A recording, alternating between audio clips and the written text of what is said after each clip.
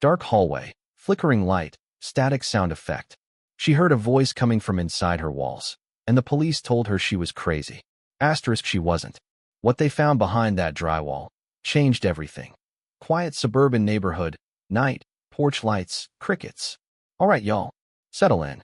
Pour yourself something, get comfortable, because what I'm about to tell you, this ain't some made-up horror movie stuff. This is real. This happened to a real woman, in a real town, in the good old United States of America.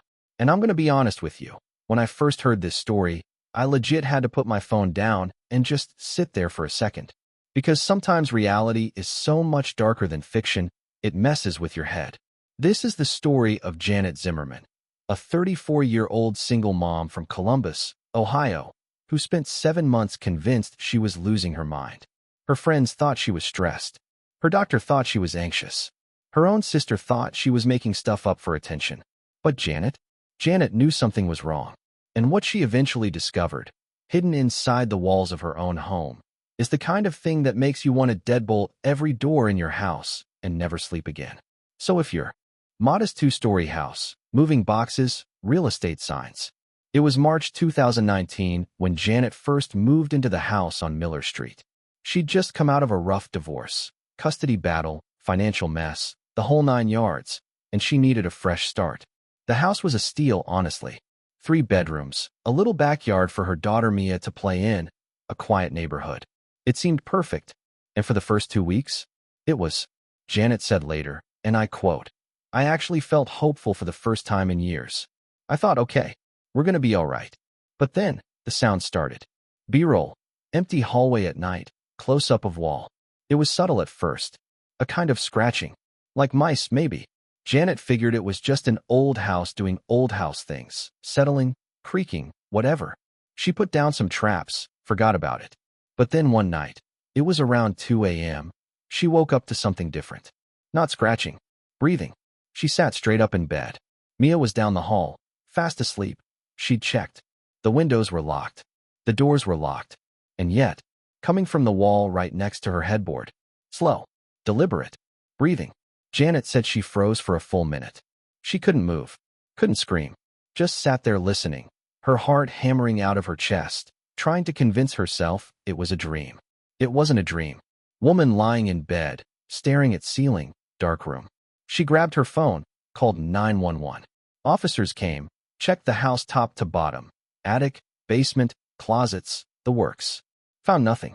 Told her it was probably just the pipes. Old houses do weird things, ma'am. Ma'am. Like she was some hysterical woman who didn't know the difference between pipes and breathing. Janet felt embarrassed. She didn't call again. But the sounds, they didn't stop. It's getting worse. Woman looking exhausted, dark under eyes, coffee, morning light. Over the next few weeks, the sound star.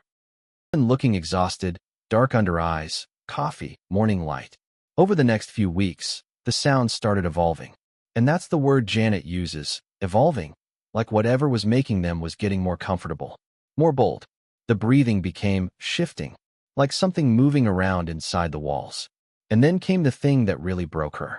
The first time she heard the voice, it was faint, super faint, like if you put your ear to the wall and someone on the other side was whispering. She couldn't make out words at first, just a low, mumbled sound. Human, definitely human. Janet did what any of us would do. She Googled it. Convinced herself it was sound traveling through the pipes from a neighbor's TV. That's a thing, right? Old houses have weird acoustics, sound bounces around.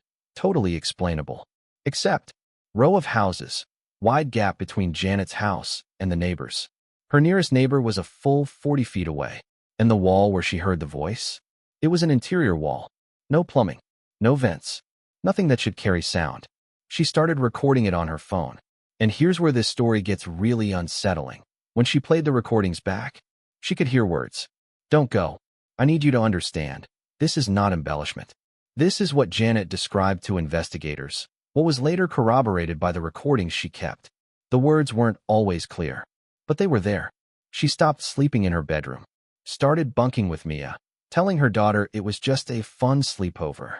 Meanwhile, she's lying there at 3 a.m. staring at the ceiling thinking she's losing her grip on reality. Therapist's office, soft lighting. Her sister dragged her to a therapist. The therapist suggested it might be auditory hallucinations related to stress and sleep deprivation, which, fair, Janet had been through a lot. She started taking sleep medication, tried to write it off, and for about 3 weeks, the meds knocked her out enough that she didn't hear anything. She thought it was over. It wasn't over. Smartphone screen, notification at 3 a.m. Because one night in June, Mia, 7 years old, innocent little Mia, woke Janet up at 3 in the morning, tugging on her sleeve. And she said, "Mommy, the man in the wall told me to be quiet." Janet said that was the moment everything changed. Because this wasn't about her anymore. This wasn't stress. This wasn't pipes. This wasn't her imagination. Her 7-year-old daughter heard it too. She packed Mia into the car that same night, drove to her sister's place, and refused to go back. Police tape, detective cars, daytime exterior of house. Now here's where this story takes a turn that, honestly, I still can't fully wrap my head around. Janet contacted the police again. This time, she came correct. She had the recordings. She had a witness, her daughter, and she made it very clear. Something was living in her walls, and she wasn't leaving until someone actually looked. They sent out a detective this time. Guy named Marcus Webb, been on the force 15 years, seen everything. He told colleagues later he was going in fully expecting to document a case of stressed-out single mom, probably mice. He was not prepared for what they found. B-roll, workers opening drywall, construction setting. They brought in a crew to open up the wall in the master bedroom, the one right next to where Janet's headboard had been. And behind that drywall, they found a space. Not a gap, not a cavity, a space. Like the original builder had constructed a false wall, leaving a gap roughly 3 feet deep and running almost the full length of the bedroom. Big enough for someone to stand in. Big enough for someone to move around in. And inside that space, a sleeping bag, food wrappers, some fresh, some weeks old, a small battery-powered lantern. And this is the part that made the detective actually step back. News headlines, stock footage of suburban America. Now look, I want to take a second here because this story is wild. But it's not as rare as you'd think, and that is the part that should really shake you. This type of crime, someone secretly living in or accessing a home without the occupant's knowledge, has a name in criminology circles. They call it phantom intruder cases. And there are dozens of documented incidents across the U.S. in the last 20 years. In 2008, a woman in Japan discovered a homeless man had been living in her closet for almost a year. She only found out because food kept going missing. In 2012, a Nashville family found a man living in their attic, had been there for weeks, coming down at night to use the bathroom and eat. In 2016, a San Diego woman heard sounds in her attic and discovered a man had not only been living up there, he had set up a full bedroom with a mattress, blankets, and electricity tapped from the house. Every single one of these victims was told at some point they were imagining things. Every single one. Woman looking worried at walls of her home. And here's what I want you to take from this. Your instincts are real. If something feels wrong in your home, it doesn't matter if the cops don't find anything on the first sweep. Trust your gut. Push back. Get a second opinion. Hire a contractor to open walls if you have to. Janet said, and she said this publicly, so I feel comfortable sharing it. Asterisk, the scariest part wasn't Derek. The scariest part was how many times I almost convinced myself I was crazy. Don't let people talk you out of your own senses. Asterisk. That hits different, y'all. That really hits different. The send OFF. So here's where I leave you tonight. Janet's story has a sort of ending. Derek is in jail. She moved. Life goes on. But there's one detail that investigators never fully explained. The notebook. When detectives went through Derek's entries, all those months of observations, they found something strange at the very beginning. The first entry was dated 3 weeks before Janet moved in, which means Derek already knew she was coming. He knew her name. He knew she had a daughter. He knew she was recently divorced. How? That question was never officially answered. Some investigators think he had access to online real estate listings that included her information. Some think he had a contact at the rental agency.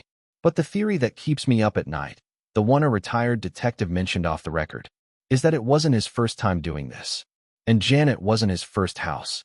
Music swells slightly, which means somewhere out there, there may be other notebooks, other names, other walls. Sleep tight, y'all. If this story messed you up as much as it messed me up, Drop a comment below. Tell me what part got to you the most. Was it Mia? Was it the notebook? Was it that final detail? Because honestly, I read every single one of your comments, and y'all always come through with takes I didn't even think of. If you're new here, ***, welcome to the channel. We do this every week. True stories, no fluff, no fake drama. Just the real, terrifying stuff that actually happened. Hit that subscribe button. It's free. It supports the channel.